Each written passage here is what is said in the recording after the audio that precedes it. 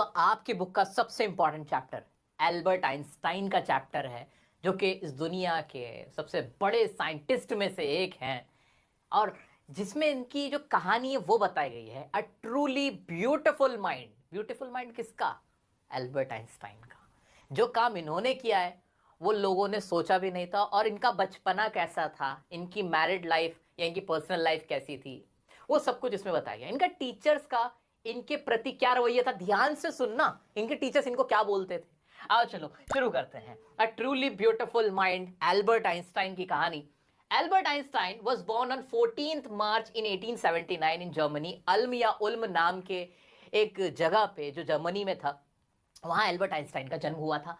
Till 2.5, जब ये 2.5 साल के थे, ही कुड नॉट स्पीक, वो बोल नहीं पाते थे। 2.5 साल का बच्चा बोलने लगता है, ये नहीं बोल पाते थे। लेकिन जब इन्होंने बोलना शुरू किया तो ट्वाइस बोलते थे, बार बार बोलते थे। जैसे उन्हें बोलना मम्मा तो मम्मा मम्मा, मतलब इनको प्रॉब्लम थी, इनको प्रॉब्लम थी। हर मदर थॉट, इनकी माँ को लगा, क्या थॉट, क्या सोचा, ही इज क्रेजी, कि ये थोड़ा एबनॉर्मल बच्चा है मेरा। एबनॉर्मल बच्चा, माँ को ही लग रहा था। माँ को ही लग रहा था कि मेरे बच्चे में कोई कमी है, ये कोई स्पेशल बच्चा है जिसके अंदर दिक्कत है, ये क्रेजी है, पागल है, दीवाना है, एक ऐसा बच्चा है। अबनॉर्मल हेड, इनका हेड का साइज भी बड़ा था, तो माँ को लगता था कि मेरे बच्चे में कोई कमी है, ये कोई नॉर्मल बच्चा नहीं है, पागल है, थोड़ा दिमाग से खराब है।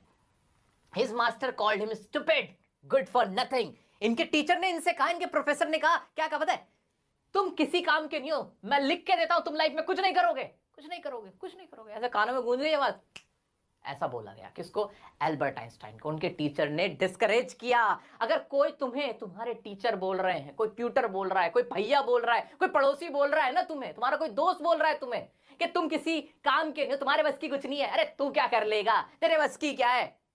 एल्बर्ट आइंस्टाइन को सेम बात बोली गई थी, सेम बात, कि तुम किसी काम के नहीं हो। लिटरली ये वर्ड बोला था इनके टीचर ने इनको। और बाद में इन्होंने क्या किया, इन्होंने क्या किया, एट 6, जब ये 6 साल के हुए, ही लर्न टू प्ले पियानो। इन्होंने पियानो सीखा अपनी मम्मी के कहने पे, और ये बहुत अच्छे पियानो बजाने वाले वादक बन गए, जहां पे इनको पियानो बजाना बहुत अच्छे से आ गया था, जो जिंदगी भर इन्होंने कंटिन्यू रखा। फिर क्या हुआ, जब ये 15 साल के हुए, family shifted to Munich. Family shift कर गए म्यूनिक में, और उनसे left school due to strict discipline. अब जहां जिस नए स्कूल में गए, वहां के टीचर से वहां का माहौल इन्हें पसंद नहीं आया। वहां बहुत ज्यादा डिसिप्लिन था, रूल्स एंड रेगुलेशन था। इनके अक्सर वहां लोगों से, टीचर्स से, मैनेजमेंट से इनके क्या होते थे, डिस्प्यूट्स होते थे, क्लैशेस होते थे। इन्होंने वहां से स्कूल छोड़ दिया। फिर बाद में जॉइंट यूनिवर्सिटी, स्कूलिंग खत्म करने के बाद ज्यूरिक में इन्होंने एक यूनिवर्सिटी ज्वाइन करी। Met Mileva Maric, got married, 2 sons and divorced. वहीं ना उन्हें एक यूनिवर्सिटी में एक लड़की मिली जो इनसे 3 साल बड़ी थी। अब जब इन्होंने ये बात अपनी मम्मी से कही कि मुझे इनसे शादी करनी है, तो माँ ने कहा कि नहीं, ये कोई किताब नहीं है, तुम ना इसको किताब की तरह देख रहे हो, इस लड़की को, जिसे तुम पढ़ दोगे, तुम उसे पढ़ने के चक्कर में हो कि इस किताब को पढ़ोगे और खत्म हो जाएगी, उसके बाद क्या करोगे। ये लड़की कोई बुक नहीं है, तुम इससे शादी मत करो, 3 साल तुमसे बड़ी है और बहुत ज्यादा समझदार है। समझदार इंसान से शादी नहीं होती है। 2 समझदार इंसान आपस में प्यार नहीं कर सकते, एक को बेवकूफ होना जरूरी है, ताकि वो रिश्तों को समझ सके, वो दब जाए।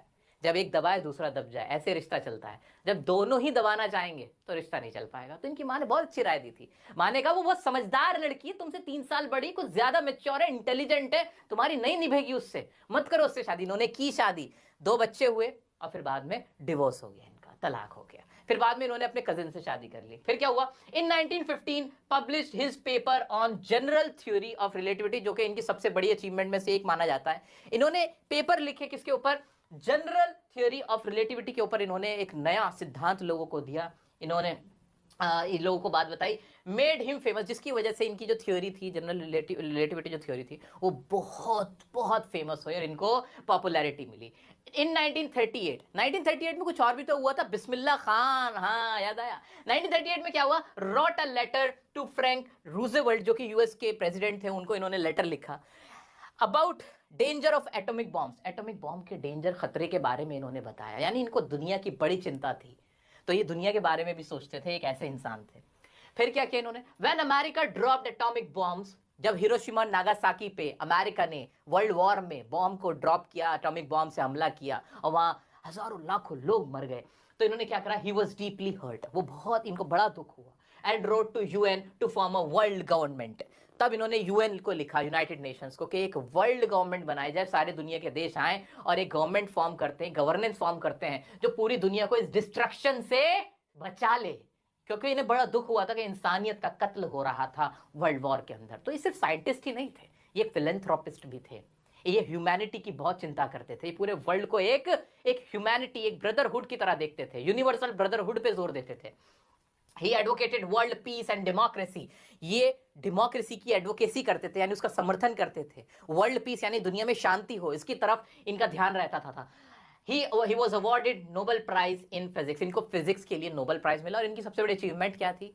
इनकी मैथमेटिक्स और फिजिक्स के अंदर इनका सबसे बड़ा योगदान था, कंट्रीब्यूशन था, इनका उसी में इंटरेस्ट था। जो यूनिवर्सिटी में रहते हुए इन्होंने उस पर बहुत काम किया, बड़ी बड़ी इन्होंने अपनी डिस्कवरीज की थी। ठीक है, अब इन्होंने क्या क्या किया था? इन्होंने तो बहुत कुछ किया था, लेकिन क्लास 9th की इंग्लिश के लेवल पे हमें इनकी अचीवमेंट्स बहुत ज्यादा डीपली नहीं पढ़नी है, क्योंकि एग्जाम में अगर ये पूछने पे आ गया तो तुम साइंस के स्टूडेंट बन जाओगे, और वो भी शायद 10th और 11th के साइंस के स्टूडेंट। तो दिमाग से सोचना है हमें कि इनका मोटा मोटा हमें याद रखना है, मोटा मोटा याद रखना है, उसी में से क्वेश्चन आएगा। तो एल्बर्ट आइंस्टाइन कौन थे? क्लियर हो गया? हो गया। बचपन में क्या हुआ था इनके साथ, ये याद रख सकते हो? हाँ, याद रख सकते हैं। बाद में इन्होंने किस चीज की इन्वेंशन की? जो सबसे पहले फेमस किससे हुए थे? रिलेटिव थ्योरी ऑफ रिलेटिविटी से। हाँ जी, वो याद रखेंगे। हाँ, वर्ल्ड वॉर जब हुआ, एटॉमिक बॉम्ब के बारे में इनका क्या सोचना था, इन्होंने क्या किया, वो हमें याद रखना है। ये मोटे मोटी 3-4 चीजें याद रख ली, इन्हीं में से क्वेश्चन आ जाएगा, टेंशन मत लो। आओ कुछ और, अब मोटा मोटा तो देख लिया, अब छोटी छोटी और डिटेल चीजें देख लेते हैं और इसके क्वेश्चन देखते हैं। क्वेश्चन है, what did Einstein's mother think him to be? Einstein की मदर को क्या लगता था कि वो कैसा बच्चा है? एबनॉर्मल बच्चा है, due to his big head, क्योंकि उनका हेड बड़ा था, एबनॉर्मल लगते थे। वो उनको क्या समझती थी? फ्रीक समझती थी या क्रेजी समझती थी। Einstein showed know early signs of genius one day, comment showed know early signs. उन्हें एक वो बहुत ही एबनॉर्मल थे, वो जीनियस नहीं लगते थे, वो सब हमने देख ही रखा है कि हाँ भाई ऐसा ही नहीं लगता था। उनका लार्ज हेड था, लोग वो बोरिंग समझते थे, उनके क्लासमेट्स, उनके टीचर उनको डम बोलते थे, स्टूपिड बोलते थे। What did Einstein playmates call him? उनको क्या बोलते थे? Boring brother. क्या बोलते थे? Brother boring. यहाँ पे लिखा हुआ भी है, ब्रदर बोरिंग उनको बुलाया करते थे उनके प्लेमेट्स जो थे। What kind of toys attracted the attention of Einstein? किस तरह के टॉयज उनको पसंद थे? मैकेनिकल टॉयज पसंद थे शुरुआत से ही। What did Einstein say about his newly born sister? अपनी न्यूली बॉर्न सिस्टर के बारे में वो क्या बोलते थे? वो बोलते थे when his sister Maja was born he commented fine but where are her wheels? के उसके व्हील्स का है, क्योंकि उनका माइंड ही मैकेनिकल था शुरू से। What did the headmaster think about Einstein? उसके बारे में क्या कहते थे? He is good for nothing, ये कभी भी जिंदगी में कुछ नहीं कर पाएगा, ये वाली बात वो उनसे बोलते थे। Which musical instrument did Einstein begin to learn? Why piano सीखना शुरू किया था उनकी मदर के कहने पे। How did Einstein fare in high school? High school में क्या हुआ था भाई? उनके डिस्प्यूट्स होते थे, उन्हें डिसिप्लिन पसंद नहीं था, ये सारे क्वेश्चन थे।